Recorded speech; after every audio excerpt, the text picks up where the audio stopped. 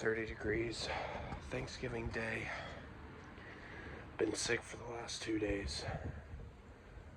High blood sugar, type 1 diabetic, like 541 earlier. That was 30 push-ups. My last set of 300.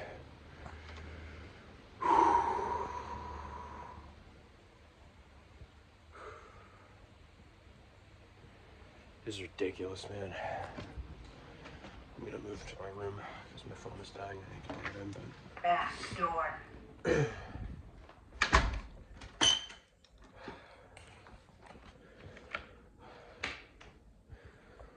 Literally, it's like...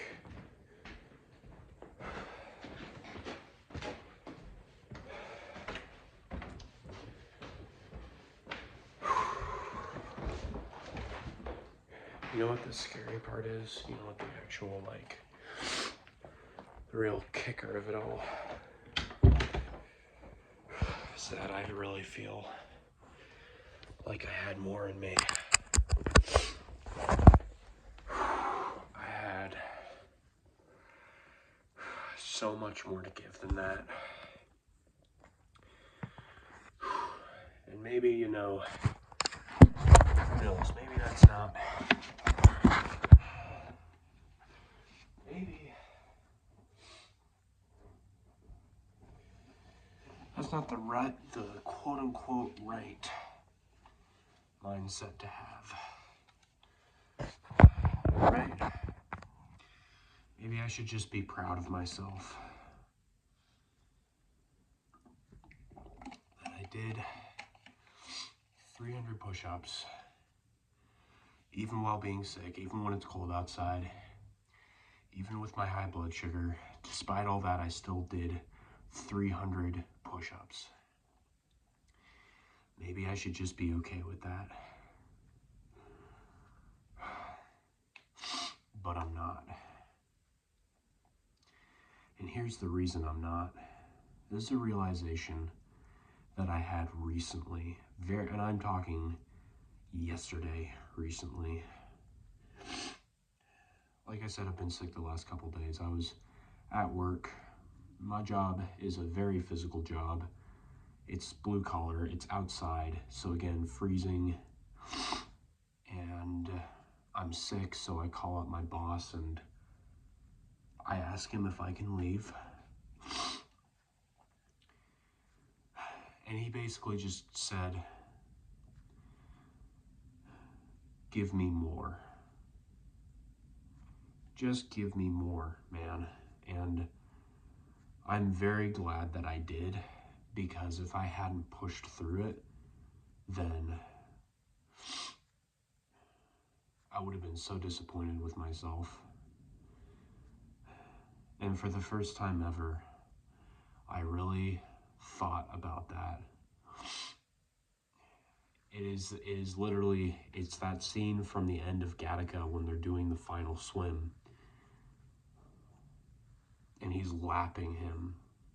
He's ahead of him.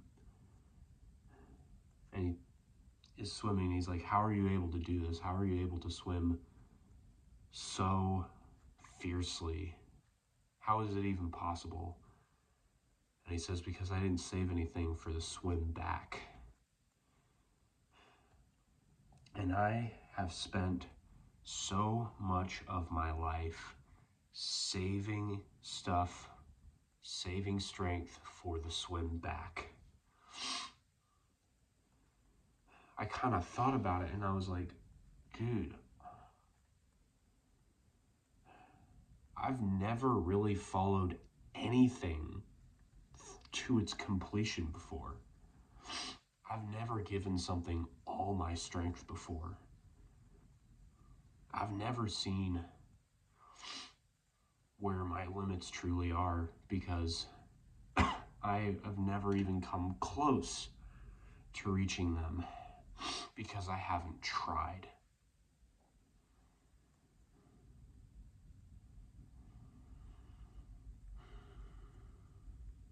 And I'm so sick of it. I'm sick of not trying. I'm sick of writing down and committing these little goals to myself and then never executing on them. And maybe if I do execute, it's a couple days and then I'm right back to square one. I'm very, very tired of that. And I'm so tired of that I am willing to put everything on the line. I am willing to sacrifice sleep over this. I'm willing to sacrifice my immediate speedy recovery over this. I'm willing to sacrifice my free time over this, my energy, everything. This should be the project of your life. Like, are you not the very least bit curious what you can do when you are giving it your all?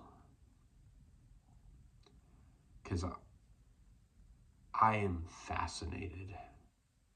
That's the word that I would use to describe it. I am not only, it's not just disappointment.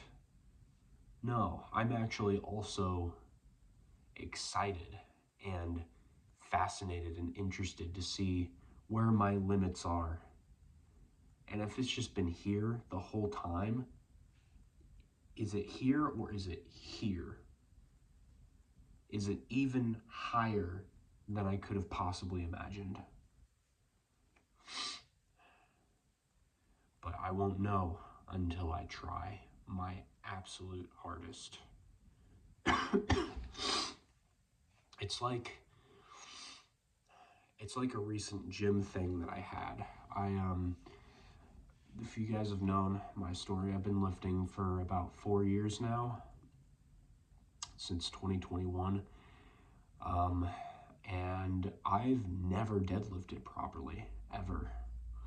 Maybe I posted it somewhere, but I did a deadlift that was like 185 back in like 2022, and it was terrible form. My entire lower back was working. Well, a couple Saturdays ago, a friend of mine showed me how to properly deadlift for the first time, and I was able to get up to 305 at that point, and which was pretty good. It still wasn't the greatest form, but I felt like I was really getting there. And I actually felt it like where I should feel it, but which is everywhere if you're doing a deadlift properly. And I get to the end of my workout, I check my blood sugar, and I realize that I've just been having a low blood sugar the whole time.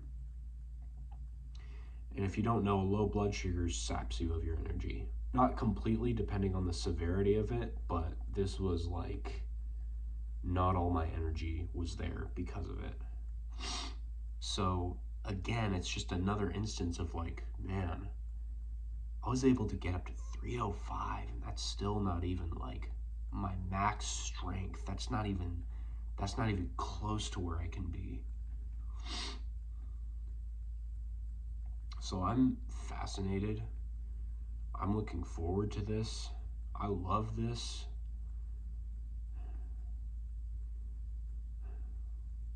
I'm scared of this as well, but right now, especially, I'm feeling a lot more hopeful than I am desperate. And it needs to come from a place of hope. It really does, because if it comes from a place of despair, if it comes from a place of, oh, I don't know if she'll ever like me, or if it comes from a place of, I'll never have abs like him, or I'll never bench this, I'll never deadlift this, I just need to do it so that I can. It's like, maybe that works for some people, but I'm telling you, you are seriously limiting yourself when you do these extremely positive things for you, but you do it out of a place of desperation. You need to have hope. You need to ask yourself, what could you have hope in?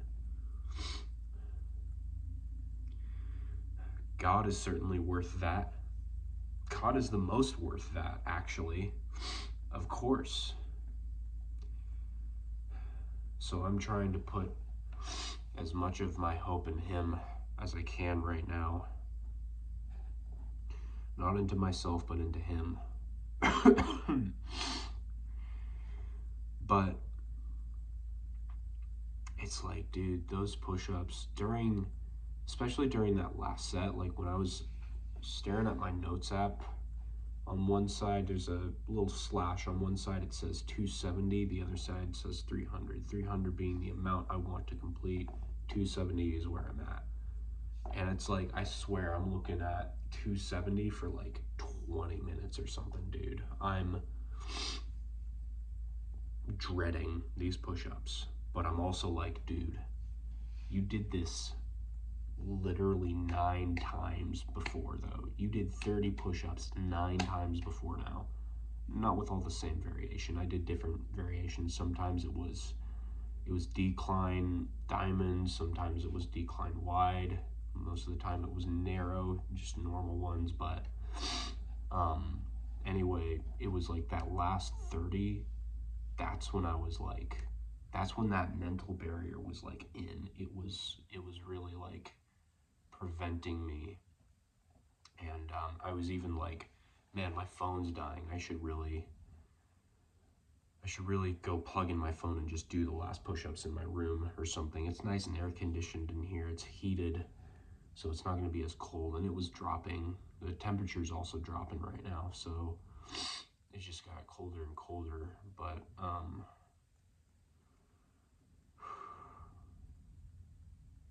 it's like, aren't you the least bit curious what would happen if you actually followed through on the decisions that you make for yourself? Because you don't even know how dangerous that is. Like, that it's so unbelievably dangerous for like your psyche, your confidence, your mindset has become, I say I will do one thing, and then I actually mean and do another thing. So, and the more you do that, the more you say you're gonna do one thing, and then, you know, try to make it up in your mind, and then you could do a completely different thing. See, it was a project that you wanted to work on and you didn't finish it. That was me this month. I wanted to upload a YouTube video literally every single day in November, and I didn't do it. I gave up at like day 6 or something. And they weren't even high quality videos. A couple were backed up, and the recent one got like 5 views, and I can see why, because I didn't put any effort into it. I put no effort into it. It's my opinion on something political. But anyway, that's just reinforcing those barriers that you've built for yourself in your mind, that you're not going to follow through on anything that you say you will, ever. You're just going to keep doing what you want to do in the moment. You're going to forget your promises to yourself, and you're going to do something else. It's so dangerous. It's so bad. It's so bad for your mental health too, because it's like, you're not even like, no one's making you do this. No one's making you have a goal to bench a certain amount or deadlift a certain amount or start a business. No one is actually pushing you to do that. Those are your goals. You came up with those goals, and you're not even following through on your own goals. So it's like, that is really like a case of you are just like following your flesh. Your flesh has just become like top priority for you in your mind.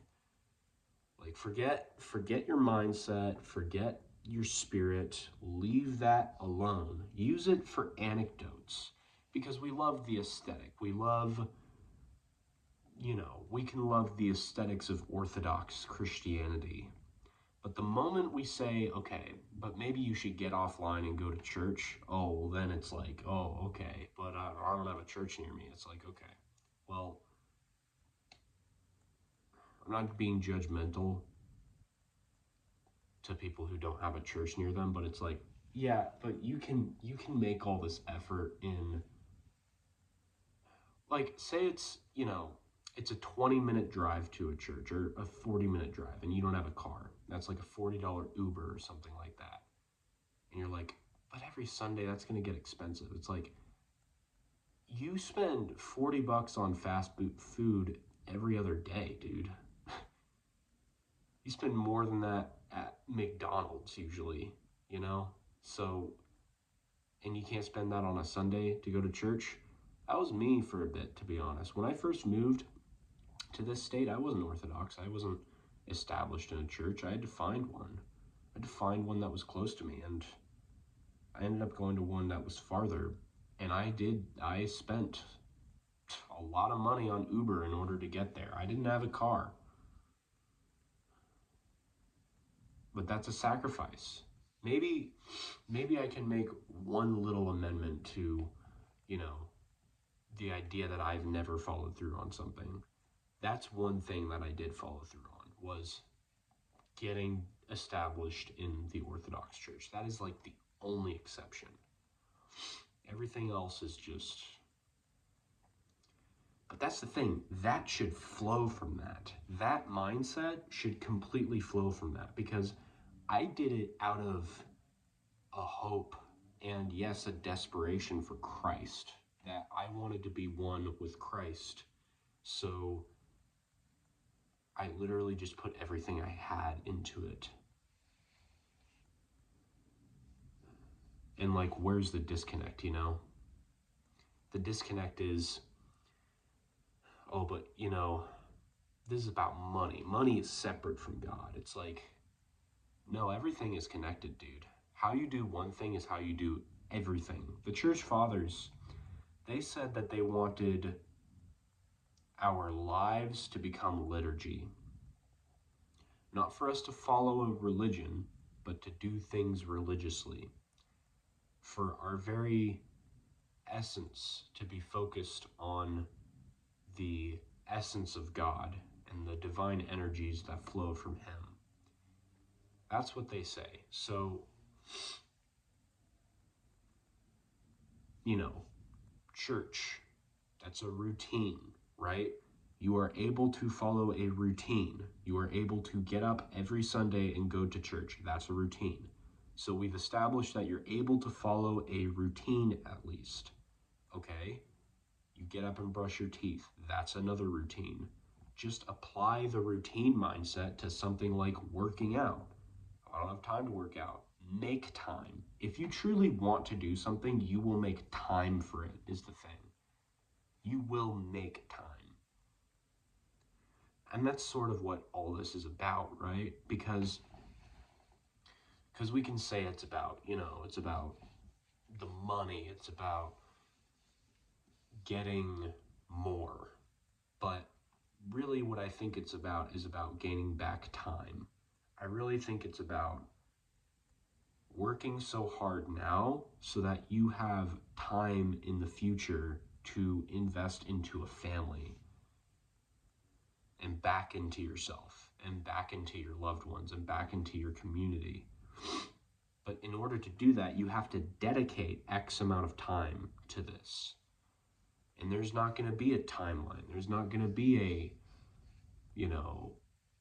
in 3 months' time I'll have this. In some cases, yes, you can narrow things down that way. But in the beginning, and unfortunately, this is just the beginning. I say unfortunately, but it is just the beginning. In the beginning, it's very unclear as to how long things are going to take. For me, it's taken 3 years to land on something that I thought was worth my time doing. And I want to share more of what that looks like with you guys in the future, hopefully soon.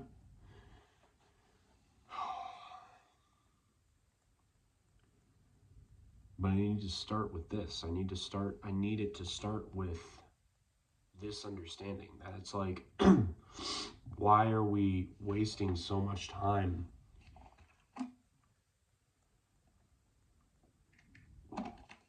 Why are we wasting so much time, like,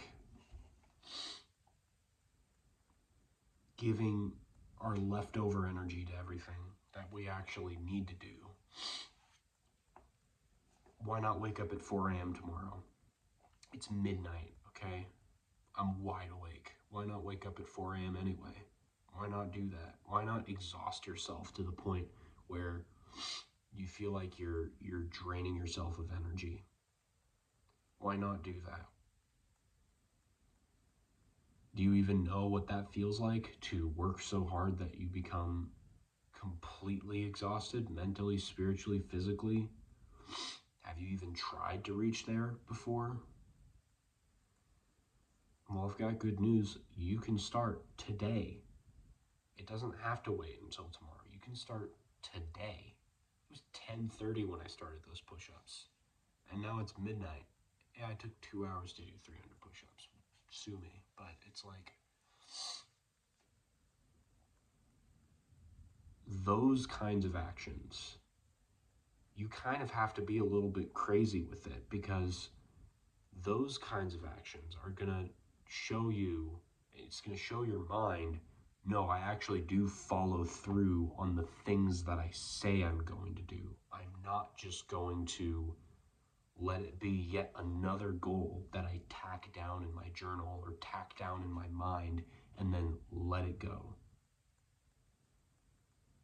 That's resolve. That is masculinity right there.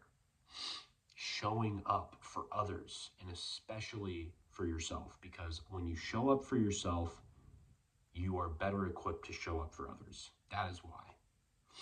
It doesn't come from a place of pride. I'm not doing this for myself. I'm doing it for them. That's masculinity. That's your duty. And if you can't come to grips with that, then make yourself come to grips with it. I don't care what you have to do. I don't care how much sleep you have to lose. Do what the church fathers did. Look to them as an example.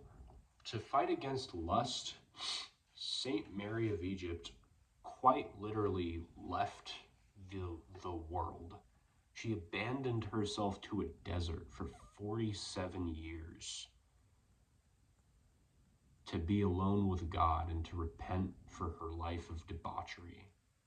If she was around today, she was a I believe 3rd or 4th century saint, but if she was around today, she'd have been in the clubs, she'd have had an OnlyFans, she'd have been getting high and drunk all the time, she would have been very promiscuous.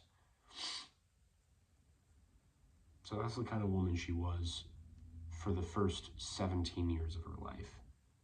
The next 47 after that was repentance.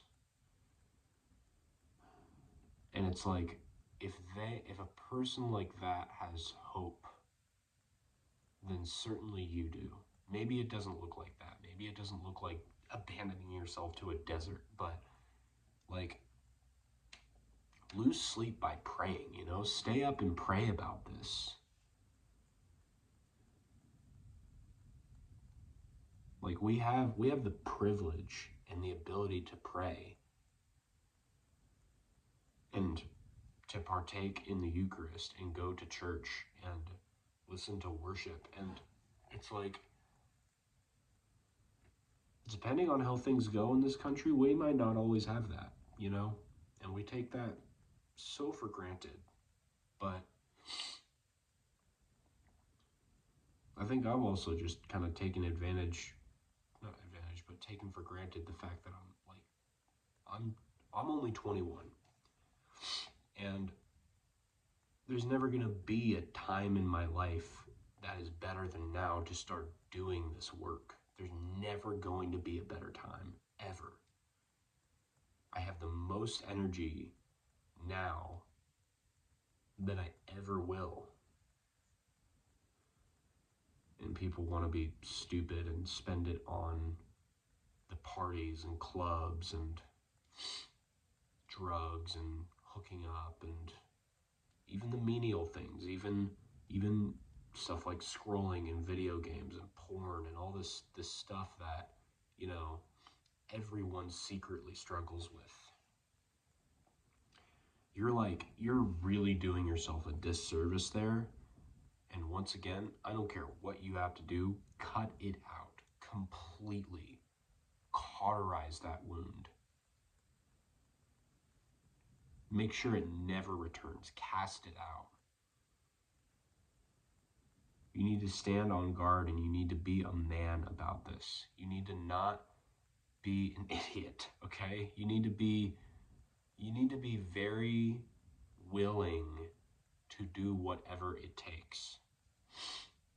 Because guess what? Your enemy is not playing by the, I'm right, therefore I'll win mentality. It's playing by the, I'm going to cut whatever corners I have to in order to get this dude. That's how the enemy plays. And that is how you have to play.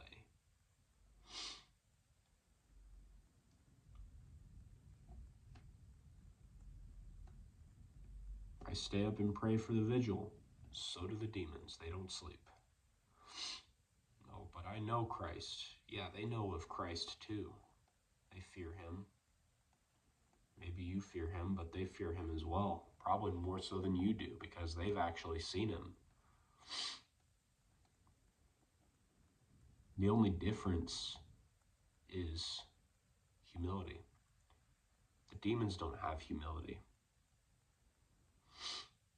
We can have humility, but that's why I say it has to come from a place of hope. It can't come from a place of pride. It can't come from a place of despair and desperation. To a degree, despair can be good.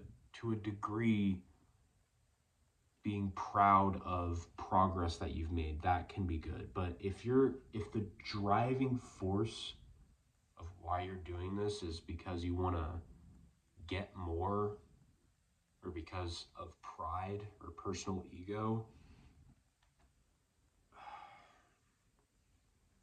it's going to be your downfall.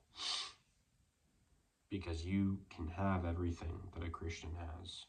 Every single thing. You can have everything that a good businessman has.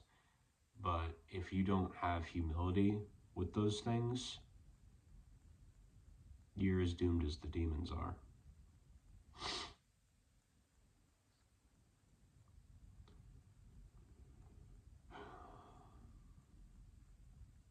So how do you build humility? You do the work that will break you. You do the work that will humble you. You push yourself to exhaust yourself. And you give all the glory to God. You give all the credit to him. You say with the same conviction every single time, every single win, you attribute it completely to God. And you don't forget him.